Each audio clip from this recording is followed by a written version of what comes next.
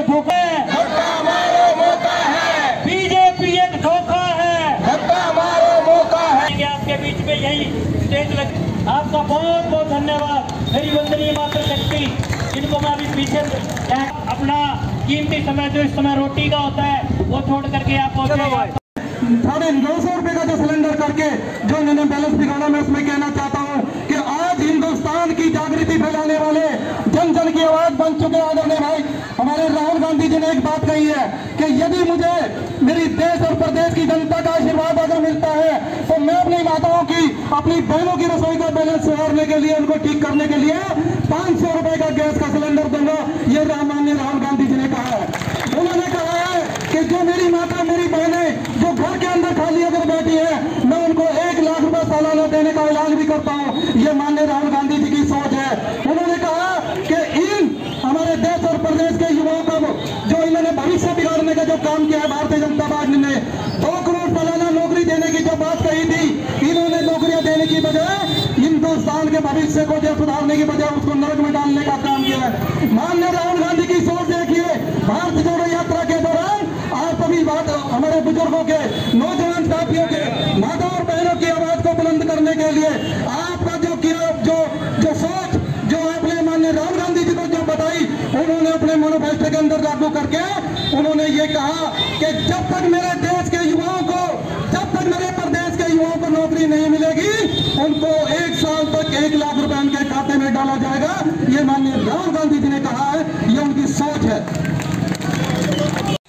तो वो था आपका भाई, आपका बेटा, आपका भाई प्रमोशन से मैंने घेर के रखा उनको 4.5 साल। कोरोना काल के दौरान जब हमारे बच्चे, हमारे भाई, हमारे राल की बहनें कोरोना की वजह से पेट में आकर वाली खट्टर करनाल की धरती पे नहीं आए। मैंने 4 बार पत्र लिखा, उन्होंने खट्टर आपको करनाल के लोगों ने विधायक बनाया है, आपको करनाल के लोगों ने चीफ मिनिस्टर बनाया है, आप क्यों नहीं आते करनाल में? अभी असल है हमारे पे।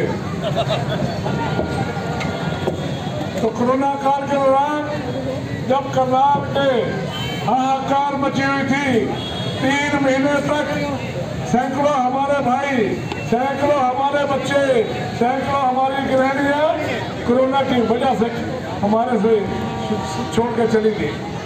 लेकिन अफसोस, जिसको हमने विधायक चुना, जिसको हमने मुख्यमंत्री चुना, वो करनाल की जनता का हाल जानने के लिए नहीं आया। उसके बाद ऑक्सीजन की कमी आई। रात को लोग सोते थे, भाई अगर भाई के साथ सोता था तो चले मिल के सोता था, ना जाने कब सुबह आएगी या नहीं आएगी। माँ सोती थी, बेटा जागता था, बेटा सोता था तो माँ जागती थी कि सुबह मेरा बच्चा मेरे को मिलेगा नहीं मिलेगा। ऑक्सीजन की कमी में हाहाकार मची करनाल में। उस समय मनोहर लाल खट्टर आपके बीच में नहीं आए। अभी कह रहे थे भाई वाले उनकी टिकट कटवा के भेज देंगे, हम यहाँ से पैदल भेजेंगे। जैसे हमारे यहाँ करनाल के प्रवासी मजदूरों को कोरोना काल के दौरान 800 किलोमीटर पैदल जाना पड़ा, इसी तरीके मनोहर लाल खट्टर को पैदल भेजेंगे करनाल से, उसको खाली करके तो नहीं करेंगे। क्या कसूर था करनाल के लोगों का? जो करनाल के लोगों के साथ इतना अत्याचार हुआ, हमारे मुख्यमंत्री बनाकर क्या गुनाह किया? हमारे करनाल के लोगों ने प्यार देके क्या गुनाह किया जिसकी सजा हमारे को भुगतनी पड़ी? पेट्रोल 100 रुपये लीटर हुआ, गैस 400 का सिलेंडर 1000 से ऊपर चला गया, काला धन आया नहीं, 15-15 लाख रुपये मिले नहीं, बेरोजगारों को नौकरी मिली नहीं, महिलाओं पर अत्याचार हुआ। उसके बाद भी हम कहेंगे आपकी बार मोदी सरकार, आपकी बार 400 पार, आपकी बार 30 पार, आपकी बार वो करनाल में नहीं दिखेंगे, हजारों में नहीं दिखेंगे, इस देश में नहीं दिखेंगे। इंडिया का 56 की सरकार बनने जा रही है। दूसरी वजह, करनाल में मुख्यमंत्री मनोहर लाल खट्टर को 10 साल के लिए चुना था, लेकिन 6 महीने पहले जाने का क्या कारण था? कारण यही था कि करनाल के लोगों ने सिर्फ सिटी बनाया, तो क्राइम सिटी बन गया। करनाल के लोगों के लिए स्मार्ट सिटी का सपना सुझाया गया तो भ्रष्टाचार का हब बन गया। करनाल के लोगों को अत्याचार हुआ, किसान पिटे, सरपंच पिटे, आंगनवाड़ी बहनें पिटी, आरएमपी डॉक्टर पिटे, अंगहीन पिटे, नेत्रहीन पिटे। कौन सा ऐसा वर्ग था जो करनाल की सड़कों में इन्होंने पिटाई नहीं की? अब इनका पता है उस पिटाई की बारी लेंगे, लक्ष्य तैयार है, इसलिए वो छोड़ के 6 महीने पहले चले गए। पिटेगा तो नैब सिंह सैनी पिटेगा, मैं तो बचूंगी। ये चलाकी की राजनीति है, ये धोखे की राजनीति है, ये फरेब की राजनीति है। करनाल की जनता के सामने खड़े होकर अपनी जुर्म को उठे, कहते हमें से अत्याचार हुआ, कहते हमारे लोगों को ठगा, कहते करनाल के लोगों का हमने झूठा इस्तेमाल किया, तो शायद लोग गले लगा लेते। एक भागा हुआ फौजी और हमेशा डिस्मिस हो जाता है और गांव के लोग इसको गले नहीं लगाते। अरे तो फौज से भाग के आया हुआ है या बाहर निकल जा, तो ऐसे आदमी को हम गले कैसे लगाएंगे? और पार्लियामेंट का चुनाव लड़ने के लिए आया है और अपना जो बोझ था नैब सिंह सैनी को ठोक दिया। और एक और बात सुन लो, 3 विधायक मौजूदा सरकार को छोड़कर चले गए। सरकार अल्पमत में आ चुकी है, मंगलवार का सेशन है और मेरे को लगता है ये सरकार हमेशा की चली जाएगी। ये ना 3 के या ना 13 के नैब सिंह सैनी बने ना बने एक बराबर। ये सीएम सिटी बीच में रह गई। सीएम से मेरा मुकाबला होना था, मैंने सीएम के साथ लड़ना था, मैंने नेशनल खबरों में आना था, तो सीएम को हराया गया। सीएम को पटकनी दे दी। अगर वो सीएम नहीं रहेंगे तो मेरे को दुख होगा कि मैं एक आम आदमी को हराना हूँ आपकी बदौलत। एक आम आदमी को पटकनी करो आप भाइयों बदौलत। मैं करनाल के लोगों का अभिमान को जानता हूँ, करनाल के लोगों का मान सम्मान को जानता हूँ। मेरा जन्म करनाल का यही बड़ा हुआ, यही पड़ा। मैं सुनता हूँ करनाल के लोग जब धाम लेते हैं अपने अपमान का बदला लेते हैं। उन्होंने धाम लिया, ये थोड़ी जब जहाँ से मर्जी लाके चीफ मिनिस्टर बना दिया जाए, जहाँ से मर्जी लाके एमएलए बना दिया जाए। एमपी तो बाहर के बनते देखे हैं, एमपी तो दूर से आकर बनते देखे हैं। ये सिस्टम रहा है, लेकिन विधायक बाहर से कभी नहीं आया। अब की बार आपके बीच में अगर आवाज है नैब सिंह सैनी, पूछना तेरा ठिकाना क्या है, अपना फोन नंबर दे दे। जब तू हार जाएगा फिर हम तेरे को कहाँ ढूंढने का मकान का एड्रेस दे दे। मनोहर लाल खट्टर जी ने कोठी ली थी, किसी को मिले नहीं मिले। अब जो कोठी ली है वहाँ जाके कोई भी मेरा भाई जाके खट्टर साहब को मिलकर दिखा दे उसकी कोठी में, मैं उसको सलूट करूँगा, उसको मान दूंगा। वो अपनी कोठी में नहीं मिलते। जब वो अपनी कोठी में नहीं मिल सकते, हमारे कैसे एमपी, हमारे कैसे एमएलए, हमारे कैसे दुख के साथी? हमने विधायक चुना था जो दुख और सुख में शामिल हो। हमने ऐसा विधायक नहीं चुना था जो लोगों के साथ झूठ बोले, झूठ फरेब की राजनीति करे। 837 करोड़ रुपया स्मार्ट सिटी के नाम पर खा गए। 837 करोड़ रुपया खाने के बाद भी इनका पेट नहीं मिला। जितने भी इन्होंने करनाल के लिए उद्घाटन किए थे सभी उद्घाटन बंद हो चुके हैं। कोई भी ऐसी योजना नहीं है जो उन्होंने चलाई जो चल रही हो। ऐसे व्यक्ति को मत आने देना। अभी कोई भाई कह रहा था, मैं माफ़ी चाहता हूँ, ये शब्द बोलना नहीं करना। कोई भाई कह रहा उनका मुँह काला करेगा, मना मुँह काला नहीं करा करते। जो उन्होंने किया भगवान उनका साथ जो करेगा। करनाल के लोगों ने धोखा किया, धोखे का बता देंगे।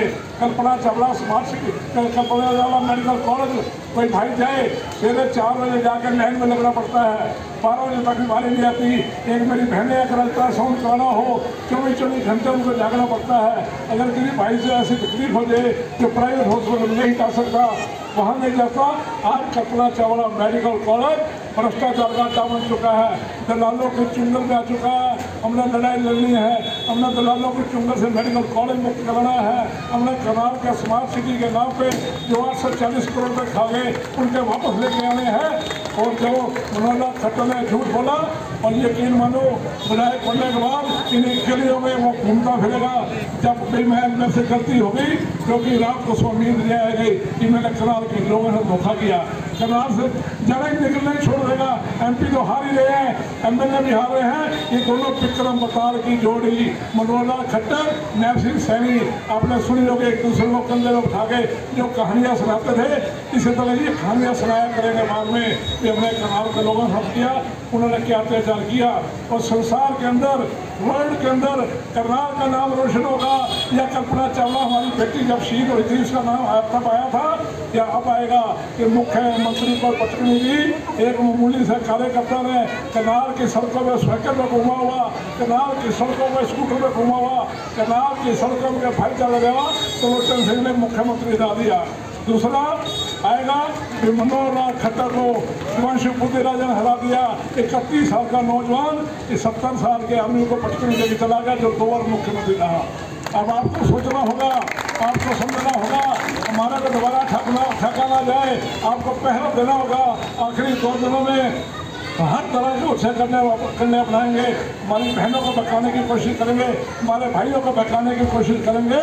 और ध्यान रखना 2 दिन में अगर कोई पीछे मेला, कोई शराब मानता हुआ, कोई साड़ी मानता मिल जाए, उस टाइम उसका मुँह काला कर देना। हम आपके साथ करें, आपके ऊपर कोई मुकदमा उड़ाएगा, मैं उठूंगा मुकदमा, तो मैं कहीं आगे छाती लगाना चाहता, भागना नहीं चाहता। हम भगोड़े नहीं हैं। भगोड़ा तो वो था उसने कह दिया हिमांशु पुत्री राजा भगोड़ा है। अरे भगोड़ा तो वो था जो 6 महीने पहले आपको जवाब दिया बाहर के मनोहर खट्टर भगोड़े तो वो थे। हम भगोड़े थोड़ी है, हम तो आज भी बीच में खड़े हैं। हारने के बाद भी आपके बीच में थे। साल जब 2019 में मैंने चुनाव लड़ा, मैंने कहा विधायक बनूँ ना बनूँ, कनाल की जनता की आवाज़ पर बना दूंगा। ऐसा कौन सा सिर्फ होता जिसमें मैंने आवाज़ ना उठाई हो। ऐसा कौन सा कनाल के अंदर इनकी खेती की इनके जब कसौटी पर खड़े नहीं उतरे। कनाल की सड़कों में हमने गिरफ्तारियाँ मिली, कनाल की सड़कों में लोगों की आवाज़ उठाई, हम भागे नहीं। भागने वाले नहीं है, भागने वाले लोग हैं। एक दिल्ली भाग जाएगा, एक चंडीगढ़ भाग गया, हम उनके पीछे पीछे चंडीगढ़ ले जाएंगे, दिल्ली जाएंगे, दोनों पकड़ के वापस आपके बीच में ले जाएंगे। ज़्यादा कुछ ना कहते हुए मैं योजना का धन्यवाद करता हूँ कि मैं नाम इन्होंने ले लिए, फिर भी किसी का नाम भूल गया हूँ, क्षमा चाहता हूँ, माफ़ी करता हूँ। धन्यवाद। हाय दिव्यांशु बुद्धि राजा, हाय दिव्यांशु बुद्धि राजा, कांग्रेस पार्टी का कार्यक्रम था, क्या कुछ रहा, क्या कहना चाहिए कार्यक्रम के बारे में?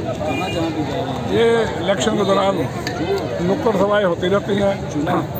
लोग हमारा विचार सुनना चाहते हैं कैंडिडेट का।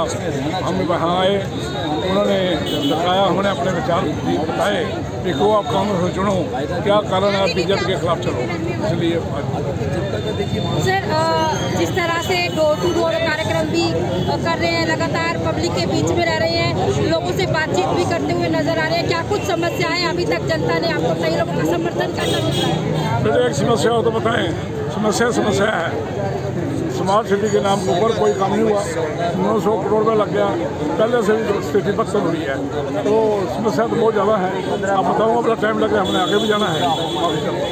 जनता का रुझान कैसा मिल रहा है? अच्छा रुझान है, कांग्रेस प्रति स्नेह रखते हैं, प्यार रखते हैं और चाहते हैं कांग्रेस सरकार हरियाणा में बने और सेंटर में बने। शिव कॉलोनी वासियों को कोई अपील करना चाहोगे? शिव कॉलोनी वासियों को जो दिखते हैं ID प्रॉपर्टी का, ID का और परिवार पहचान पत्र का, इसे बहुत बड़ी प्रॉब्लम बताई है।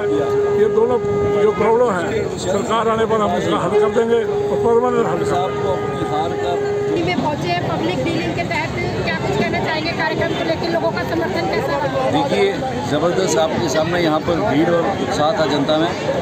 जनसंपर्क अभियान डोर टू डोर भी चल रहे हैं और ऐसे ही जो सभाएँ हैं ये भी हो रही हैं। इस सभा में और जनसंपर्क अभियान में जो हमारी आशा से कई गुना ज़्यादा हमें समर्थन, प्यार, आशीर्वाद मिल रहा है।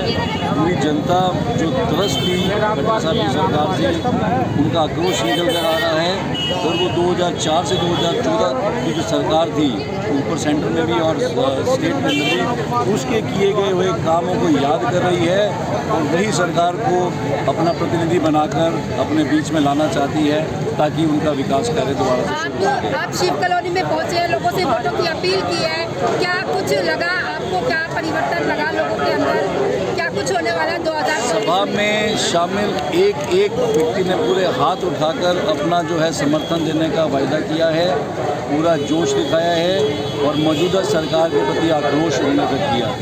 सर भाजपा भी लगातार 400 पार का नारा दे रही है, ऐसे में क्या लगता है कि 2024? देखिए चुनाव के अंदर उनके वादे निकलते हैं, बाकी वो खुद ही कह जाते हैं, जुमले होते हैं, तो ये चीज़ें चलेंगी। 4 जून को सब कुछ सामने आ जाएगा, जो जनता का समर्थन प्यार मिल रहा है वो आपके सामने है। तो ये सारा का सारा जो है वो 25 मई को बटन दबाएंगे, मुझे लगता है ये मशीनें कम पड़ जाएंगी, और 4 जून को ये रिजल्ट आपके सामने। करना चाहोगे करनाल की जनता, शिव कॉलोनी जनता को? शिव कॉलोनी की जनता ने आपके सामने पूरा समर्थन आप दिया क्या है। अपील करना चाहेंगे सर, क्या कुछ कहना चाहेंगे? ये कहना चाहूँगा कि जो सरकार उनके बीच में रही है उनको वो सरकार चाहिए, या चुनने के बाद जो खट्टर साहब की सरकार थी जिन्होंने 10 साल तक उनका तिरस्कार किया, उनको नेगलेक्ट किया, जो उनके बीच में आई नहीं, वो सरकार चाहिए। जनता ने साफ साफ बता दिया कि उन्हें जो विकास 2004 से 2014 तक चाहा था वो बीच में बैठ के उन्हें काले कर दो, उन्हें वही सरकार चाहिए। खट्टर साहब के खिलाफ बहुत आक्रोश है।